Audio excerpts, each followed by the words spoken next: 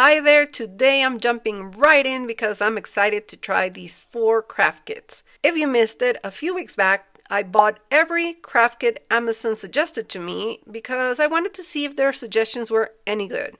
And because I bought a dozen of those, I didn't get to finish all of the kits on that first video. So here we are today, and we are starting with this one because I really wanted to play with these cute plaster bears. The kit comes with the paint, brushes, and the 4 little plaster bears. Here's a closer look at one of them. They're super cute. But I decided I wanted to change them because these are bears wearing bear hoodies or like fruit hoodies. I don't know. It wasn't clicking for me, so I chose to rip that little leafy part from the top, and once I broke that part, I decided to take the ears off too. It was sad to get rid of the ears, but that sound, that is pretty satisfying.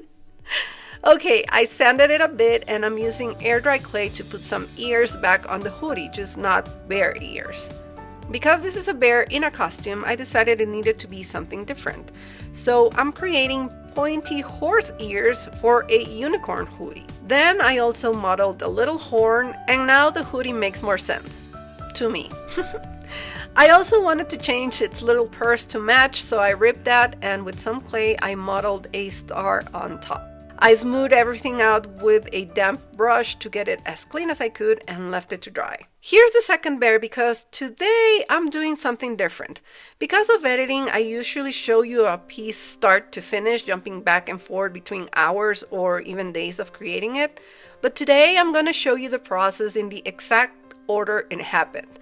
So I'll show you how I painted my cute bears further along the video, and I'll just share the crafts as I tried them, being true to what inspired me most at the moment. So again, for the second bear, I took off the ears and the little leaf thing off, and I modeled a couple of new ears on top. I also put a little birdie in the middle. Then I was gonna do a bone for its purse, but it didn't look quite right at that moment. Now I'm wondering why then I felt it was out of scale, because it looks good to me right now. But alas, I took it off and added a little ball. Third bear, and for this one, at first I tried not ripping off the original ears, but modeling mine on top. But that just looked so chunky, and they weren't really landing in the area I wanted them to, so eventually I took its ears and the leafy thing off too. This one's gonna be a bunny. These were the hardest ears to model for sure, but I think they turned out cute. And for this one, I did not take all of the purse off. I just extended the existing strawberry with a little bit more clay to make it into a carrot. Last bear. For this one, I just went directly into breaking off the ears, but I left the leafy part. Once the new ears were in place, this one also got a little character on top. Then I replaced the strawberry purse again with a ball of clay, which I scored a bit to make it look like yarn. We're gonna let all of those dry, and while that happens, I am going to play with the wood magnet craft kit. On my last video, there was a comment that said that it's such a bummer that there are no craft kits for adults. And to that, now that I have given myself permission to play with these, I say it's not that there are no kits for adults, they're just mislabeled. We can still play with all of these, no matter how childlike they seem. If they bring joy to our heart, I say buy it and use it. This kit, for example, is very simple, just some wooden shapes to paint or color. The first thing I did was to sort them into categories to see what I had to play with. Once I did that, I started taking out the ones I wanted to paint the least. So Christmas was the first category to go, and then the Easter ones. I mean, there were several I liked, but these are the ones I chose to paint for this video. What I didn't notice at first, because these are supposed to be magnets, is that a lot of them have this little hole to make them into charms. I mean, that's not okay. It's not okay to me. They should either be charms or magnets, not both. I don't like those things. To do right by this kit, I am going to try the included markers on one of the pieces. So I started painting the carrot, and I thought the coverage of the marker was pretty good for a water-based marker in a very cheap craft kit. But I'm not going to use the markers. I'm going to keep them brand new to put them back in the set with most of the wooden pieces that are still left over so I can donate this whole kit too. I started with the little snail. At first I was using my Arctic markers, but these didn't feel juicy enough for the surface. It's very porous, and also I wasn't able to get the crevices on this one, so I pumped out some paint from a Posca marker and used the brush. I ended up switching to the Ohuhu paint marker set because they are the juiciest, so they felt the best on top of this untreated surface.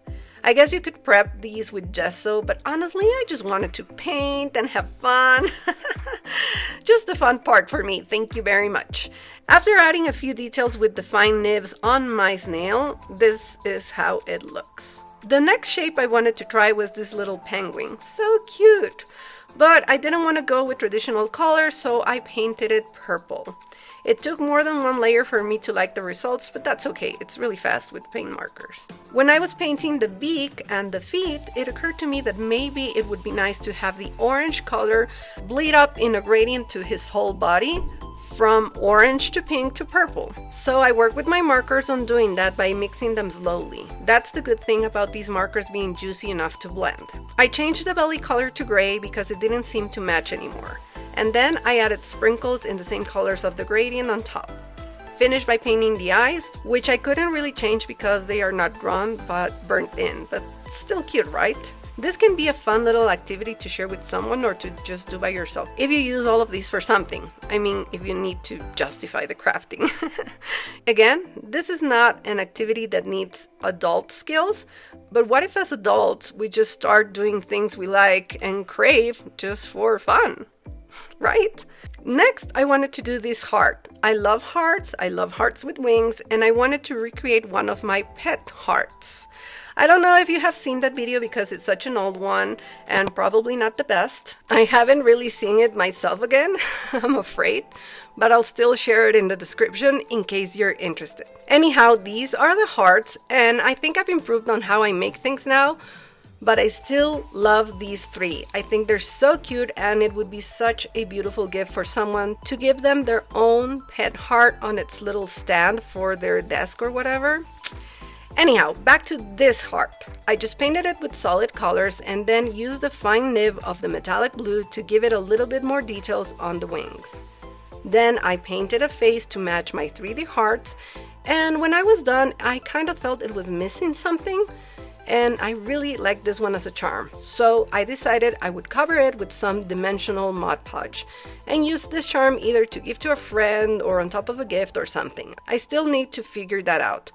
But at that moment, what I wanted to do is add the Mod Podge to my cute penguin as well. For some reason, I really wanted to paint the lemon too. So yellow and green, pretty straightforward. And then I just made it cute by adding a little face to it. And why not? Some Mod Podge on top. Last project for this kit, I wanted to make one large magnet with the flowers and butterfly.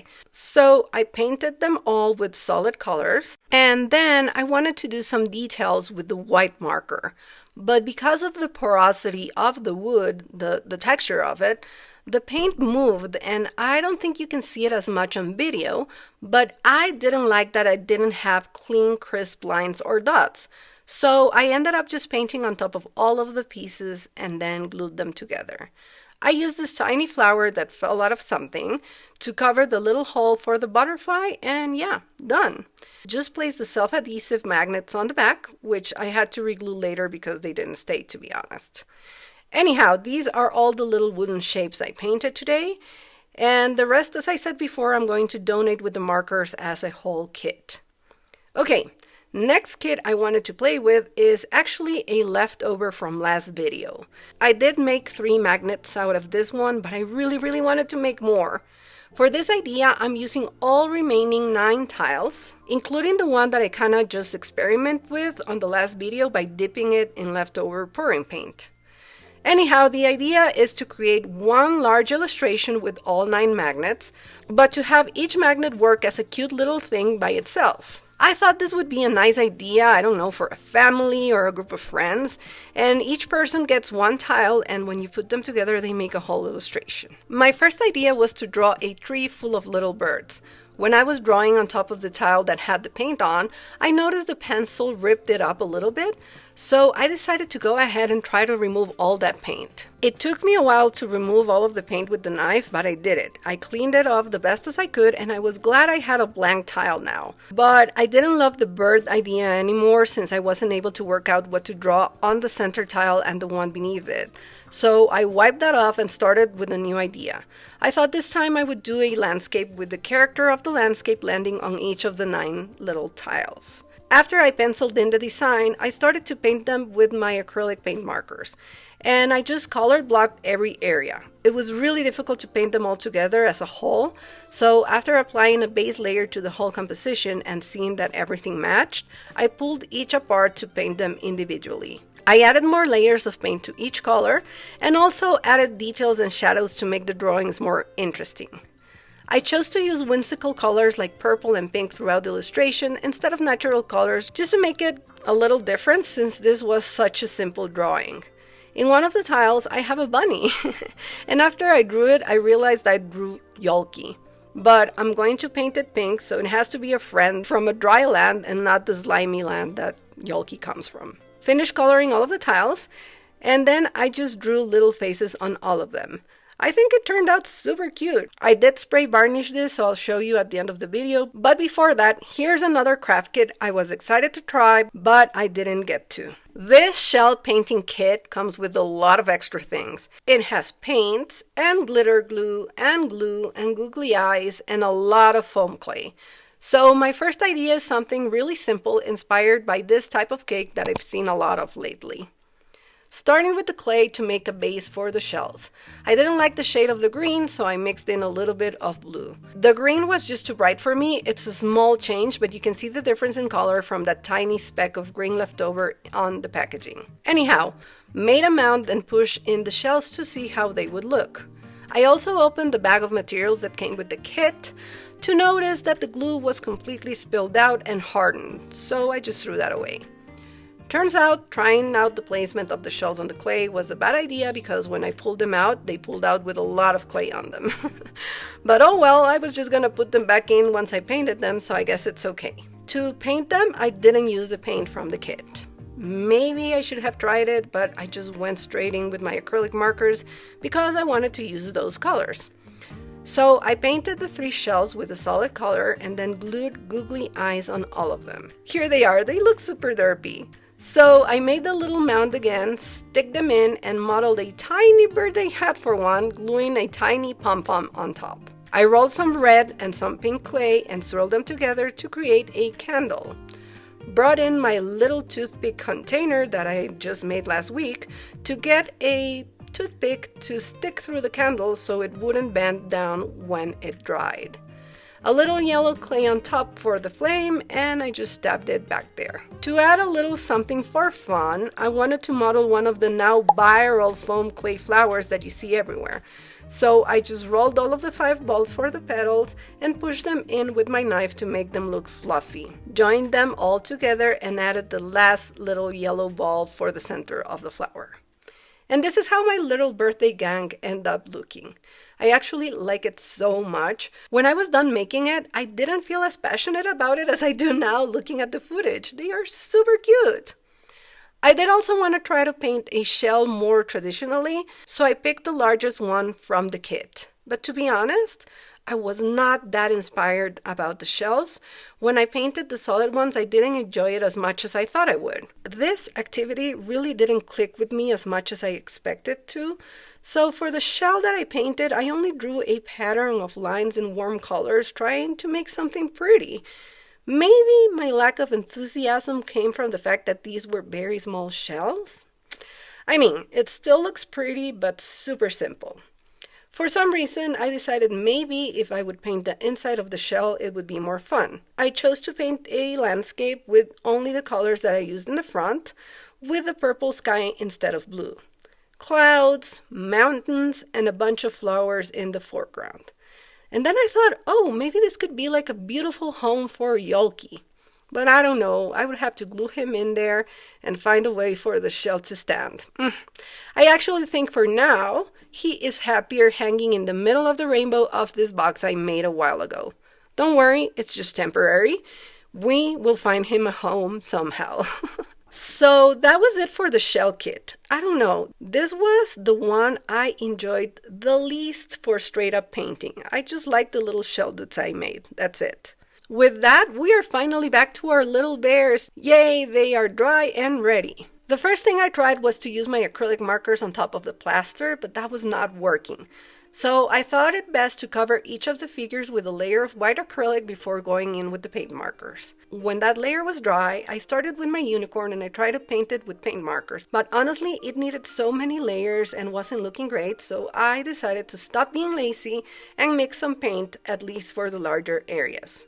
Which were only the hoodies, to be honest. For this one, I don't know why I got super messy. So after the 3 layers of purple, I had to do a lot of correcting with white, because this is a panda wearing a unicorn hoodie, so he needs to be white. After that, I did use my markers for all of the details, so I started painting his eye patches and his little face. Those eyes, though, I have to be honest, I wasn't loving them, but at that moment, I decided to move on by painting his arms and all of the rest of the parts of him that were black. I also painted its little star purse with yellow and gave it a colorful unicorn horn. Finished it by drawing a cute little heart on the purse and some stars on the top of the hoodie. I tried to change his eyes a little bit so he wouldn't look so vacant and left him alone for now and brought in the second bear. This is going to be a polar bear in a bunny costume. So for this one, I was more careful with the pink because I didn't want to stain the white and have to spend hours fixing it. Again, with the markers, I painted all of the details. Painting these little bears was a lot of fun. I actually liked it so much that I wanted to get another set to see what I could come up with, but they disappeared from Amazon. I went into my order history to, click and reorder, and they're not available anymore. It's just like they disappeared. There's no picture, and when you click on it, it displays an error message. Boo! I did go in to look for them with the keywords, but I couldn't find them. Anyhow, for the second bear, I couldn't resist the idea to glue a little pom-pom to the back of his hoodie. So cute. Time for the third one, but the mess was too much for me to handle, so I needed to clear some space and put the markers back into their places before starting. Okay, now I'm painting a brown bear in a cat hoodie. For some reason, this color was so hard to get on, it needed many layers.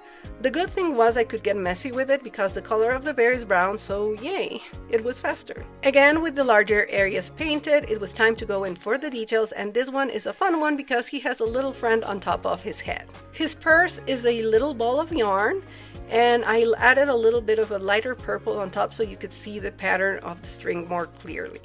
To finish, I painted the tiny face on the mouse. Last bear, and I didn't know what color to paint this one with. This is a spectacled bear, which is a type of bear that lives in the Andes region here in South America, up in the cloud forest or páramo that we have here in Ecuador. Their name comes from their distinctive light-colored fur on their face, which makes it look like he's wearing glasses. I painted the face first for this one because I had no idea what color to paint his little costume. I didn't want it to be gray or white or beige or any traditional dog colors because I thought it would look too similar to the face of the bear. I decided to mix a bluish teal for the hoodie, and when this main color was dry, I painted the rest of the bear with this brown, almost black color.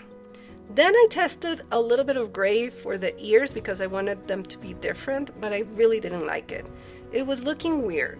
So I decided to add more white to the bluish teal I mixed and paint the whole thing again with that lighter color. I then just used the darker version of that for the ears. Because this one is a dog, his purse is a little tennis ball, and just to match with the rest of the set, I thought it would be fun for the little birdie to be purple. Painted the details on the tennis ball, painted the wings and tiny little eyes on the bird, and just as a reminder, this is what the set of plaster bears looked before, and this is what they look like now after my little intervention. Here's everything we made today. The tile magnets that together form a whole scene, the little wooden shapes, the shells, and the bears, which are my favorite for this video. I mean, they are my favorite outcome, but I found the wooden figure craft kit was the nicest to play with. It was very entertaining and relaxing. But of course, the real question and what I really want to know is which of these projects was your favorite, or which bear is your favorite? I don't know. I truly hope you enjoyed this video and that because of that, I will see you in the next one, which is actually going to be on Tuesday. You'll see why. But don't worry, we'll still have an extra short video on Friday. Okay, I hope you're having the most wonderful day. Bye.